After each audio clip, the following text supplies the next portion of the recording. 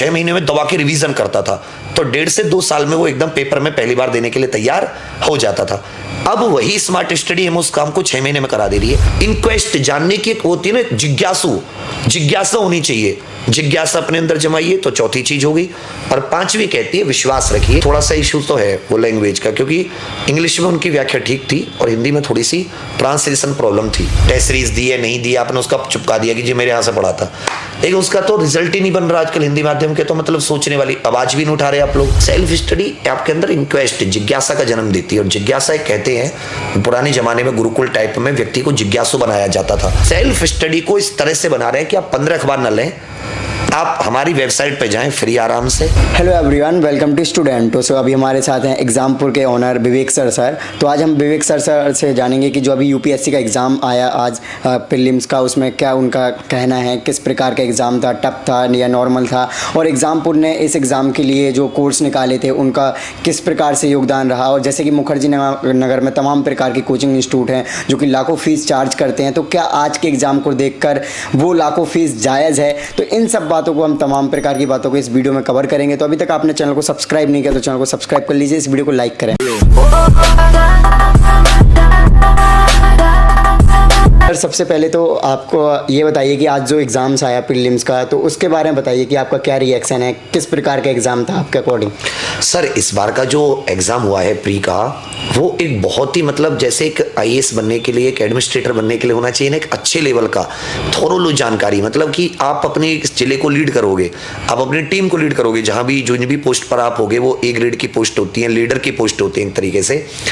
तो आपको उन चीज़ों की जानकारी होनी चाहिए। कोई ऐसे नहीं कि आप कहें कि जी ये तो मैंने पढ़ाई नहीं, ये तो मैंने जाने नहीं, मेरे फील्ड में नहीं था। नॉर्मल सामान्य जानकारी बट थोरोली जानकारी। जैसे बहुत सारी एप्लीकेशन बेस्ड, फॉर एग्जांपल हमने पिछले कोरोना काल में ये बहुत सुना कि कैदियों को पैरोल दी जानी चाहिए।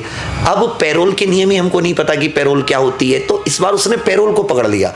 चाहे वो ज्योग्राफी हो, चाहे पॉलिटी हो, चाहे आपका साइंस एंड टेक हो, वो जैसे वायरस के ऊपर, ऐसी मतलब चीजें कि जो हमारे दैनिक एक बंदे को जानकारी होनी चाहिए। उसने अगर स्टडी की है तो उसको पता होना चाहिए, बहुत ही बेसिक भी, और बस थोड़ा सा स्टेटमेंट चीज़ों को ज़्यादा लेकर। फॉर एग्जांपल जैसे हमें पता था कि भाई 2 जगह से शुरुआत में प्रधानमंत्री जी ने अपने पिछले कार्यकाल में लोकसभा चुनाव लड़ा था।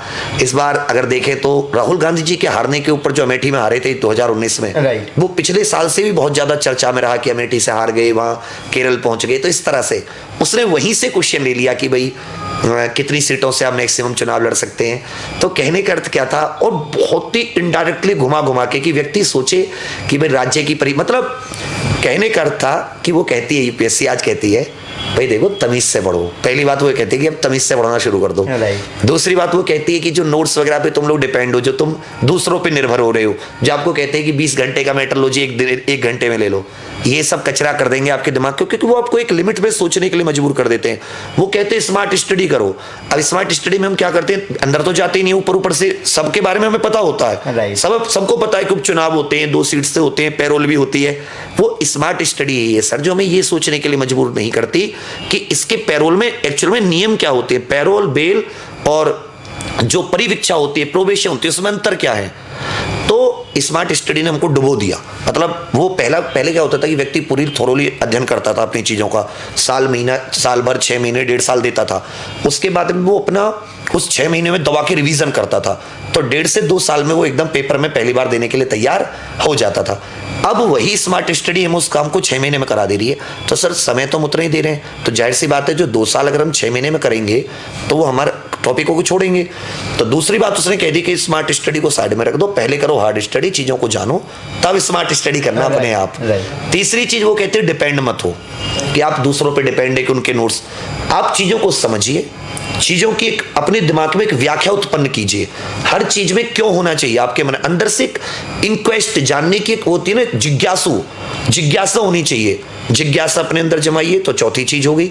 और 5वीं कहती है विश्वास रखिए कि आपने जो पढ़ा है वो एक अच्छी जगह से पढ़ा है, आप कहीं 10 लाख रुपए में दे के पढ़ रहे हैं, आप 10,000 दे के पढ़ रहे हैं, सेल्फ स्टडी दे के पढ़ रहे हैं, आप एग्जाम निकाल सकते हैं अगर आप ये 5 पॉइंट दिमाग में लेकर चल रहे हैं। ऐसा रहा है सर। ओके, सो जैसा कि आपका जो एग्ज़ाम सेंटर है या फिर एग्ज़ामपुर है वो हिंदी मीडियम्स के लिए काफ़ी मतलब काम कर रहा है, तो सर क्या हिंदी मीडियम्स को लेकर इस बार प्रॉब्लम आई है जैसे कि लास्ट ईयर देखा गया था क्वेश्चन पेपर में? सर हिंदी माध्यम में तो अभी भी क्वेश्चंस में दिक्कत थी, क्योंकि अभी भी हमने कुछ क्वेश्चंस की एनालिसिस देखी तो हमें उसका इंग्लिश वर्जन देखना पड़ा, तब हमारी समझ में आया कि अच्छा ये क्वेश्चन ये पूछना चाह रहे हैं, क्योंकि यूपीएससी भी कहती है कि अगर हिंदी और इंग्लिश में ट्रांसलेशन में कहीं पर कोई इशू होता है तो इंग्लिश वाला ज़्यादा मान्य रहेगा, वो प्रायोरिटी दी जाएगी उसको। तो वो तो क्वेश्चंस में हमेशा ये लोग जो लैंग्वेज प्रॉब्लम है वो तो हमेशा करते ही करते हैं।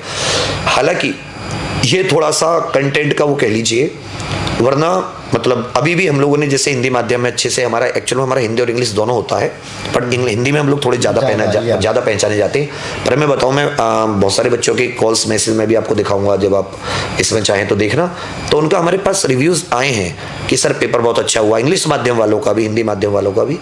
तो अभी तो आप ये कह सकते हैं कि थोड़ा सा इशू तो है वो लैंग्वेज का, क्योंकि इंग्लिश में उनकी व्याख्या ठीक थी और हिंदी में थोड़ी सी ट्रांसलेशन प्रॉब्लम थी। ओके, सो सर जैसा कि रिजल्ट्स भी देखा जाए इस बार का यूपीएससी 2020 का, तो इसमें काफ़ी कम हिंदी मीडियम्स के स्टूडेंट सेलेक्ट हुए, और अगर मुखर्जी नगर में देखा जाए तो तमाम ऐसे कोचिंग इंस्टीट्यूट है जो कि हिंदी मीडियम के स्टूडेंट्स के लिए लाखों चार्ज करते हैं। तो क्या आज के टाइम पे हिंदी मीडियम्स के स्टूडेंट्स या फिर जो इंग्लिश मीडियम के भी स्टूडेंट्स हैं, क्या लाखों की फीस देके यूपीएससी की तैयारी करना जायज़ है? सर यहाँ पे ये तो स्टूडेंट को सोचना चाहिए। देखिए हमने भी तैयारी की थी, हम भी आए थे तैयारी करने, हम भी पैसा लेके आए थे कहीं ना कहीं से इंतजाम करके, हमने भी देखे डेमोज वगैरह। फिर हमें एक चीज़ तो समझ में आई कि ये एक वो नहीं होता कि आप फॉलो कर रहे हैं किसी को, यार वो पढ़ रहा है 1.5-2 लाख रुपए फीस देके उसका हो जाएगा, मेरा नहीं होगा, मैं भी कहीं ना कहीं से करके लेकर आऊँगा। हम पहली बार आए तो हमारे पास उतने पैसे नहीं थे, हमने 1-2 साल वेट किया, उसका इंतजाम किया, हम भी आए फिर दोबारा तैयारी करने। तो हमारी चीज़ हम ऐसे नहीं होते कि उसका नाम ही देख के आए थे, लेकिन अंदर जो चीज़ें मिली वो अंदर चीज़ें सामान्य होती हैं, वही हिस्ट्री पढ़ाने वाले, वही ज्योग्राफी, जबकि वो लोग उतना डीपली उतना डेप्थ में नहीं जाते, वो क्लास के हिसाब से डेप्थ रखते हैं, और क्लास के हिसाब से डेप्थ रख के जैसे बच्चे होते हैं वो डेप्थ रख के चले जाते हैं। लिमिटेड समय होता है, ऐसा भी नहीं कि वो 8 घंटे आपको पढ़ाते हैं, वो डेली 3-3.5 घंटे क्लासेस चलती हैं, 4 घंटे क्लासेस चलती हैं। आप कितने साल तक पढ़ेंगे 3-3, 4-4 घंटे? कैसे सिलेबस कंप्लीट हो जाएगा? एक सब्जेक्ट का कंप्लीट नहीं हो सकता सर एक साल में अच्छे से, राइट। और अगर आप उस लेवल का सब आज कंप्लीट नहीं कर रहे हैं तो आप ये भी नहीं कह सकते कि जी मैं निकाल दूंगा, क्योंकि अभी पेपर में इतना बदलाव आ गया, इतना ज़्यादा उसमें वेरिएशन आ गया। तो कहने का अर्थ क्या है कि बच्चे को सोचना चाहिए कि मैं कब सेल्फ स्टडी करके कितना ज़्यादा ताकतवर बन सकता हूँ, कितना मैं कोचिंग लेके ताकतवर बन सकता हूँ, और कैसे दोनों में अंतर पैदा कर सकता हूँ कि अगर मुझे 4 घंटे कोचिंग लेकर 10 घंटे सेल्फ स्टडी करनी है तो मैं क्यों नहीं 12 घंटे सेल्फ स्टडी कर लूँ? कोचिंग का भी मेरा हो जाएगा, क्योंकि ऐसा तो नहीं कि वो कुछ आपको ज़्यादा दे रहे हैं, राइट। नॉर्मली सी चीज़ें दे रहे हैं। एक दूसरा स्टैंडर्ड टेक्स्ट बुक जो होती हैं, जो हमें जैसे एनसीईआरटी हमारे बड़े जितने भी क्वालिफाई करते हैं वो लोग सब बताते हैं, वो साफ तौर पर बताते हैं कि ये स्टैंडर्ड मटेरियल है, इससे आप पढ़ो, इतना पढ़ो, सब कुछ सारे लोग अपने इंटरव्यूज में बताते हैं, सबने वही स्ट्रेटेजी अपनाई होती है।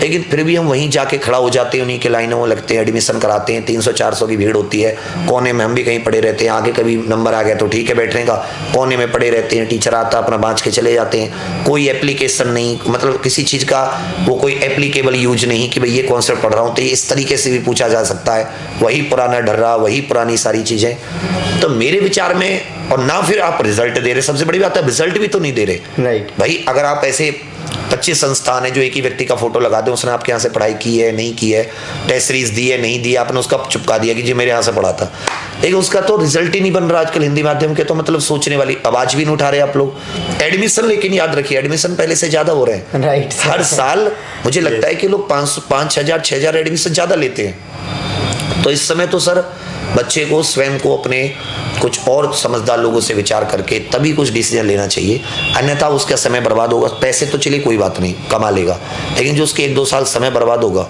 वो नहीं कमा लौटा सकता। Right sir. सो आज के एग्ज़ाम को देखते हुए सर, जो सेल्फ स्टडी करना चाह रहे हैं, जो 2022 में एग्ज़ाम दे रहे हैं, तो उनके लिए आपका क्या मैसेज है सर? देखिए मैं उनके लिए एक मैसेज देना चाहूँगा, हर चीज़ का ना एक यूटिलाइजेशन होता है। जैसे आप राज्य पढ़ रहे हो, जैसे आप अनुच्छेद 12 पढ़ रहे हो, राज्य में किसी व्यक्ति ने बताया संप्रभुता होती है, जनसंख्या होती है, भूभाग होता है, एक संगठित सरकार होती है, तो वो आपको प्रश्न में सीधा नहीं बोलेगा संप्रभु, आपको ये भी जानना चाहिए संप्रभु का अर्थ क्या होता है। संप्रभु अर्थात जब आप पर कोई बाह्य कंट्रोल ना हो, आप सरकार अपने डिसीजन इंटरनली एक्सटर्नली देसी विदेशी सब ले सकते। आज क्वेश्चन में ऐसा ही हुआ, उसने लैंग्वेज चेंज की, उसने कहा कि बाह्य वो नहीं होना चाहिए, कि बाह्य नियंत्रण नहीं होना चाहिए। जनसंख्या शब्द ना देके उसने समुदाय बोला, जनसंख्या शब्द ना देके उसने समुदाय बोला। उसने चुनी हुई सरकारी ऐसे ना करके उसने एक संगठित सरकार शब्द दिया और भूभाग भी दिया उसने। तो कहने का अर्थ कि उसने वर्ड्स को बदला, चारों चीजें वही हैं, बस उसने उसके पर्यायवाची ढूंढ लिए या उसका एक्सप्लेनेशन ढूंढ लिया। हम बोले यार संप्रभु तो इसमें है नहीं, ये तो हमारा हो गया काम, ये तो क्वेश्चन में आंसर है ही नहीं। तो एप्लीकेशन बहुत जरूरी है हर चीज की। जो भी चीजें अखबार में आ रही, हमने अखबार ना पढ़ के हमने सर वीडियोस देखना शुरू किया। अच्छा, वीडियोस में आधे घंटे 1 घंटे में कोई भी चीजें 3 या 4 चीजें एक्सप्लेन कर पाता है बंदा, लेकिन एक पेपर में नॉर्मली भी 10 से 11 चीजें काम की होती हैं, 10 से 11 चीजें काम की होती हैं। आप उन्हें निकल जाते हो, उन्हें आप नहीं टच करते। तो जो जैसे जो ये लोग बताते हैं कि भाई जो स्टैंडर्ड आपके पास न्यूज़पेपर आती है, फॉर एग्जांपल द हिंदू हो गया, इंडियन एक्सप्रेस हो गया, या जो अपनी योजना आती है, ये सब मैगजीन आती है, ये सब ऐसे नहीं आती। इनमें वो चीज़ होती है कि वो चाहे वो ज्योग्राफी से जुड़ी हो, कि वो कोई कार्बन मिशन के बारे में बात कर रहे हो, चाहे वो किसी फसल चक्र के बारे में या किसी मेटल नॉन मेटल चक्र के बारे में बात हो रही हो, या आपका ये जितना ओशियन से रिलेटेड पिछले 2 सालों में चल रहा है उनसे रिलेटेड बात हो, ये सब स्टैंडर्ड टेक्स्ट बुक्स का हिस्सा हैं। उन योजना, कुरुक्षेत्र, EPW और ये जितनी भी साइंस रिपोर्टर, विज्ञान प्रगति, इन्हीं सब में से है। NCERT आजकल इस बार की साइंस NCERT से पूरी आई है, तो आप आराम से कर सकते हैं। वो स्टैंडर्ड पकड़िए, और अगर आपको लग रहा है कि वीडियो में मुझे इतनी सारी चीजें मिल पा रही तो ठीक है, अन्यथा क्रॉस कर दीजिए, क्योंकि फिर आप 4 ही चीजें जानोगे, बोलोगे यार स्मार्ट स्टडी कर रहा हूं मैं तो 4 चीजें पढ़नी है, वो 10 क्यों पढ़ूंगा मैं, वो 6 तो आएंगी नहीं। लेकिन हम लोग कोई भी UPSC को प्रिडिक्ट नहीं कर सकता। आज सेल्फ स्टडी करके भी, मेरे एक भैया हैं जिनको मैं जानता हूँ, 2013 फर्स्ट अटेम्प्ट में उन्होंने निकाला भी, हिमाचल प्रदेश, वो IPS हैं, गौरव सिंह, जिनका भी कुछ विवाद भी हुआ था। तो मैं आपको बताऊं उनमें कि उनका जब वो फर्स्ट टाइम मुझे गाइड कर रहे थे सिविल सर्विसेज के लिए, तो उनका वो एक कमरे से उन्होंने पढ़ाई की है, सेल्फ यूनिवर्सिटी से उन्होंने अपना ग्रेजुएशन किया।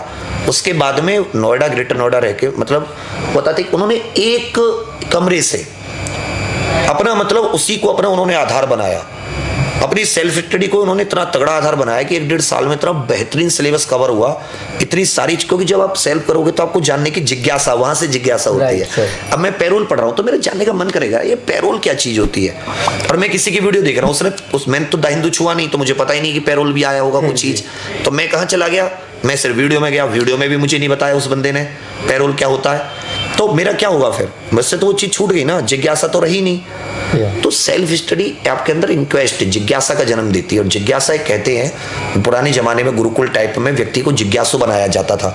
मैं तो कभी अक्सर जैसे महाभारत में अर्जुन की शिक्षा तो द्रोणाचार्य देखते थे, तो मुझे बड़ा पता, मैंने वहां से बहुत सारी चीजें सीखी कि वो उन्हें सेल्फ, जैसे उनका जो टेस्ट था, वो जो टेस्ट था क्या नाम है, पेड़ वाला, कि भाई चिड़िया क्या, वो जिज्ञासा ही तो थी, एक तरीके से व्यक्ति को जिज्ञासु ही तो बनाना था, कि भाई आपको लक्ष्य सीधा ना बता के आपको इनडायरेक्टली बताया जा रहा है कि जिज्ञासा से आप जन्म ले।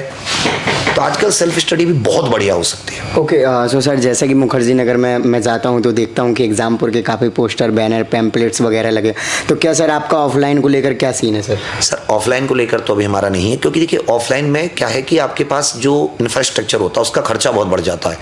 अब खर्चा, सीधी सी बात है कि आपको खर्चा स्टूडेंट से लेना होगा, तो जाहिर सी बात है आप उन पर लोड ज़्यादा दोगे।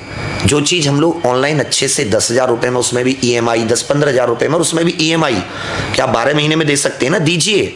अब क्यों घबरा रहे हैं कि आपको पैसा एक ही बार में देना, डर रहे हैं बेफालतू में।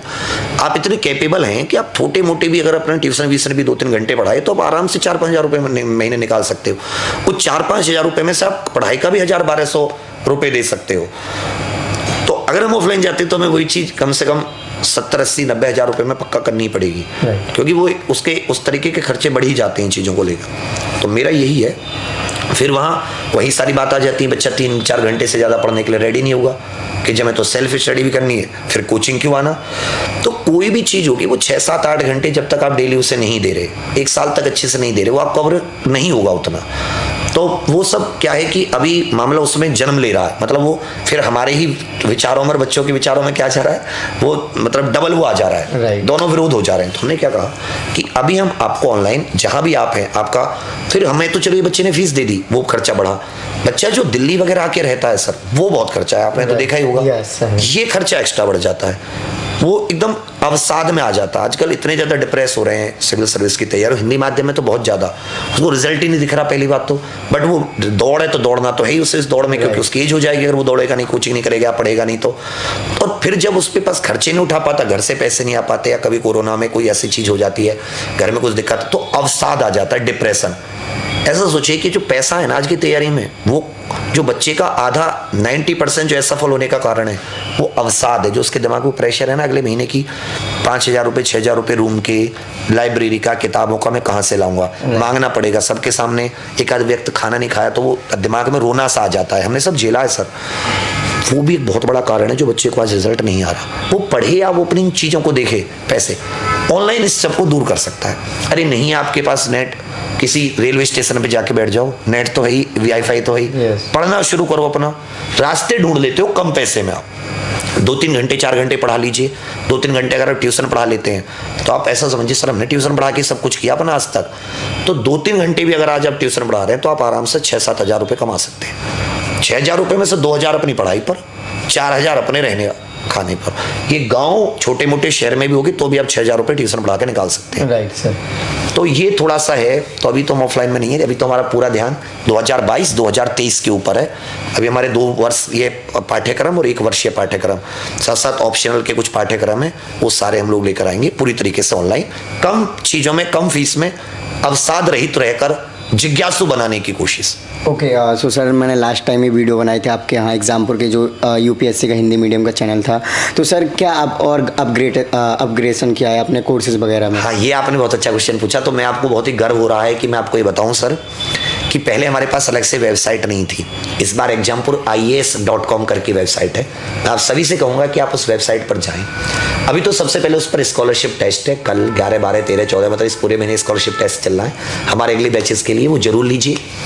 उस स्कॉलरशिप टेस्ट से स्कॉलरशिप्स मिलती हैं। सेकंड चीज क्या है कि उसमें हमने जो कंटेंट रखा है, तो उसमें current affair, editorial, mind maps, magazines, magazine analysis, previous year questions, video, मतलब एक बच्चे को क्या चाहिए कि उसे जाए वेबसाइट पे, उसे एडिटोरियल, अभी क्या मैंने देखा सबकी वेबसाइट्स पर 4 या 5 एडिटोरियल आते हैं और वो इतने बड़े, आपको 4-5 नहीं, जितने भी महत्वपूर्ण अखबार होंगे उस दिन के, अगर उसमें 10 एडिटोरियल आए तो आपको 10 एडिटोरियल मिलेंगे। लेकिन किसी का एक एडिटोरियल, हमारे 10, मतलब एडिटोरियल वगैरह में कोई समस्या होती है, उस समस्या का कोई समाधान होता है, आपको 5 से 10 लाइन में एक एडिटोरियल का क्रिस्प मिल जाएगा। और अगर उसमें कोई ऐसा शब्द या कोई ऐसी शब्दावली होगी कि जिसके बारे में एक जिज्ञासु व्यक्ति को जानना चाहिए, तो नोट स्टार लग के वो भी आपको वहीं पे मिल जाएगी। कहने का अर्थ क्या होगा, जैसे मतलब चाइल्ड स्टंटिंग, चाइल्ड वेस्टिंग के बारे में कहीं पर आ गया, कुपोषण के बारे में, तो उसके बारे में तो व्यक्ति सब बताएगा, ये समस्या, इसको कैसे दूर किया जाए। हम वहां पर स्टार लगा के आपको ये दोनों टर्म भी बताएंगे, चाइल्ड वेस्टिंग क्या होती है, चाइल्ड स्टंटिंग क्या होती है। तो कहने का अर्थ कि सेल्फ स्टडी को इस तरह से बना रहे हैं कि आप 15 अखबार न लें, आप हमारी वेबसाइट पे जाएं फ्री आराम से, सेल्फ स्टडी के मतलब की वेबसाइट। इसी तरह करंट अफेयर भी एक दिन में कुछ वन लाइनर करंट अफेयर होते हैं जो सीधे मतलब बंदे को एक पता होना चाहिए, कुछ की थोरोली व्याख्या होनी चाहिए, उस तरीके के आपको करंट अफेयर, माइंड मैप्स, हर एक चीज को माइंड मैप्स में इस फ्लो चार्ट में बनाने की, फ्लो चार्ट से आप लोग याद कर पाए। तो मतलब जो अगर आप सेल्फ स्टडी करना चाहते हैं, यार आपके पास कम टाइम है, आप कहीं पर ऑलरेडी जॉब कर रहे हैं, आप कम टाइम में अपनी चीज़ों को रखना चाहते हैं, उसके लिए वेबसाइट आपके बहुत काम करेगी, exampureias.com। तो हमने वो अपग्रेडेशन किया है, टीम में भी अपग्रेडेशन है और हमारी टीम अच्छे से अनुभवी है, हो चुकी है इस समय। माता रानी मतलब सब कुछ सही रखे, हमारी टीम बहुत जोरदार है, हर सब्जेक्ट की, हिस्ट्री हो, पॉलिटी हो, इकोनॉमिक्स हो, करंट अफेयर हो, या मैगजीन एनालिसिस हो, साइंस टेक हो, तो ज्योग्राफी हो। तो कहने का अर्थ क्या है कि इस समय हमारी टीम ना एक बहुत ही मजबूत 2 से 3 हम लोग कोर्स किए और उसके बच्चों का जो भी फीडबैक आ रहा है उसके आधार पर हम सब लोग बहुत ही ज़्यादा पॉजिटिव है कि वो कहते हैं ना कि हम सुनहरा भविष्य वाली बात। ओके सो सर लास्ट में जो नए स्टूडेंट्स हैं, प्रिपरेशन में आना चाहते हैं या फिर आपसे कनेक्ट होना चाहते हैं, उनके लिए क्या मैसेज? देखिए हमारा एक चैनल है IAS PCS बाय एग्जामपुर, जिसका बहुत ही जल्दी नाम हम लोग एग्जामपुर IAS हिंदी रखना चाहते हैं कि जैसे कि डायरेक्ट हमारी वेबसाइट से कनेक्ट हो जाए। एक हमारा दूसरा चैनल है civil school of civil services English का, उसका भी नाम हम बदलकर एग्जामपुर IAS इंग्लिश मीडियम करना चाहते हैं। तो ये दोनों चैनल से आप इंग्लिश हिंदी मीडियम की तैयारी कर सकते हैं। रोजाना डेली एक बिल्कुल जैसे आप ऑफलाइन में कहीं पढ़ने जाएंगे वैसे ही शेड्यूल वाइज क्लास होती है, करंट अफेयर आते हैं, एडिटोरियल एनालिसिस होती है। ये तो हो गया हमारा जिसमें आपको कोई पैसा नहीं देना हमारी वेबसाइट पर। एक हमारे कुछ विशेष कोर्सेज होते हैं जिसमें हम आपको पर्सनल गाइडेंस, आपको आंसर राइटिंग से लेकर और चीज़ों को और बेहतरीन वे में आपके कॉम्पिटिटर्स के साथ कैसे मतलब एक आपको तैयार होना सिखाते हैं। तो उसके लिए हमारे कोर्सेज होते हैं, जो कोर्सेज आपको अगर आप उसको मंथली देखोगे तो वो 1000-1200 रुपए के पड़ते हैं, उससे महंगे नहीं होते। उसके लिए हमने एक स्कॉलरशिप टेस्ट भी आयोजित किया। आप स्कॉलरशिप में जितने अच्छे मार्क्स लेकर आते हैं आपको उसी प्रकार से डिस्काउंट दिया जाएगा। तो उसमें हमारा exampureias.com पर वो मौजूद है, तो आप उसमें लगाइए। दूसरी बात, हमारे जो न्यू बैचेज आ रहे हैं सर, वो 31 अक्टूबर एकता दिवस के मौके पर सुबह 11 बजे हमारे न्यू बैचेज लॉन्च हो रहे हैं। 2022 ये 1 ईयर कोर्स, अभी हालांकि 1 ईयर नहीं बचेगी उसके लिए, आप ये कह सकते हैं 8 महीने का। इसी तरह 2023 जिसमें हम लोग ये कह सकते हैं कि 18 मंथ्स, 1.5 साल का। तो अभी हमने 3-4 और जो वर्किंग प्रोफेशनल्स होते हैं उनके लिए भी कुछ कोर्सेज प्लान किए हैं। तो इस बार हम लोग पूरे और जोश से उतरने वाले हैं। Okay, so thank you so much sir for your lovely message. So guys, जो सर ने लिंक्स वगैरह बताए हैं, जो कोर्सेज वगैरह की इन्फॉर्मेशन दी है, या फिर जो स्कॉलरशिप टेस्ट के बारे में बताया, तो उसके लिंक मैं वीडियो के डिस्क्रिप्शन में दे दूंगा, वहाँ से आप डायरेक्ट जा सकते हैं। सो आई होप आपको ये वीडियो अच्छी लगी होगी, तो इस वीडियो को लाइक करें, इस चैनल को सब्सक्राइब करें, और आपके जो भी क्वेरीज होते हैं आप हमें इंस्टाग्राम एंड फेसबुक पर मैसेज कर सकते हैं। इन सभी के लिंक वीडियो के डिस्क्रिप्शन में। जय हिंद।